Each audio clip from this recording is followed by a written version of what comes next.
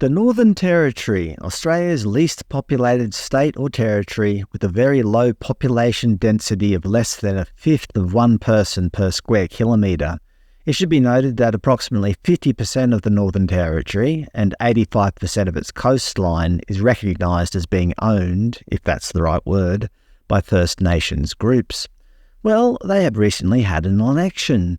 The media often use superlatives when describing election results, such as resounding election win, decisive victory, landslide defeat, collapse in Labor's vote. But my favourite, NT wipeout, an election wipeout.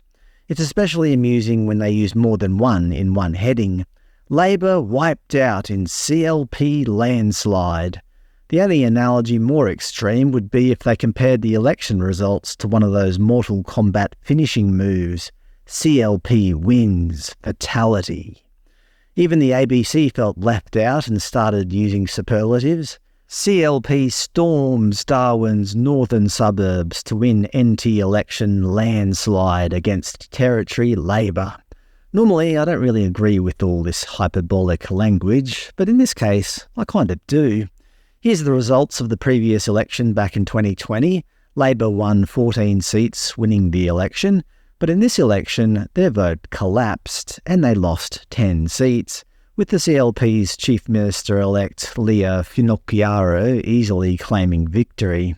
But the question is, why? Why was there such a decisive rout against Labor, who has been in power for the last 8 years? Well, I'm not a resident of the Northern Territory, so I can only speculate on what I've read, but I think the number one concern was crime. Just look at the news headlines for each month of 2024. NT crime rates hit 10-year high. Current approach to youth crime not working. Chaos and violence sparks youth curfew in Alice Springs. Teacher held at knife point in Katherine. Jacinta Price blasts in action over NT crime. Rocks, edged weapons, explosive scenes in wild car park brawl. And just last month, curfew being considered after off-duty police officers assaulted by 20 youths in Alice Springs. And just a couple of weeks ago, the ABC were positing, crime and public safety could turn the NT election result. Could? It certainly did. People don't like living in a lawless society. This is supposedly a peaceful country, but if Labor weren't willing to fix the out-of-control crime in the Northern Territory, well, people clearly were willing to vote for somebody who would. The incoming NT Chief Minister, Leah Finocchiaro, has announced that her party will be lowering the age of criminal responsibility to 10 years old. She said, "It is important to hold people accountable for the crimes they're committing, but to put them on a better path going forward. That's why we're lowering the age of criminal responsibility to 10, so that young people can be held accountable and that appropriate consequences for their age are delivered, such as boot camps.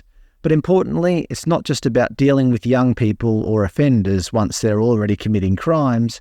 This is about making sure we give kids every opportunity in life to succeed. That's why our focus on getting kids to school is a very important part of our plan to reduce crime." I said in no uncertain terms to the Police Commissioner that his police have our full support, that they will be provided with the laws and the resources they need to make our communities safe. It should be noted that the Northern Territory already has the highest detention rate for young people in all of Australia. Will locking more people up help reduce crime? I guess. But will it solve the underlying causes for all this criminality? I'm not sure.